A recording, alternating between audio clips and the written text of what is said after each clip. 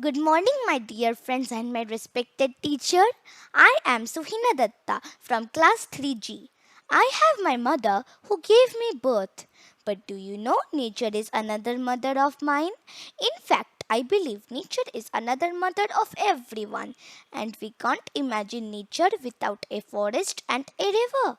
Now let me speak about lost forests. It is a harsh reality of the present times. It is an act of cutting down trees and forests which is harmful for our environment. Despite knowing the importance of trees, people are continuing to cut down trees and forests for building construction purposes.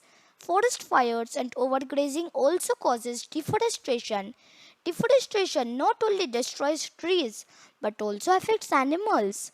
Birds and animals become homeless as their natural habitat, that is, forest, being destroyed by human beings. It has also showing negative effects on the nature as well as our health. It's time to take necessary actions now. My friends, I want to request you to think the forest as our mother. Let us plant more trees and make our planet greener and more beautiful. Last but not the least, I would like to say don't spoil the scenery by destroying the greenery. Save our planet. Thank you.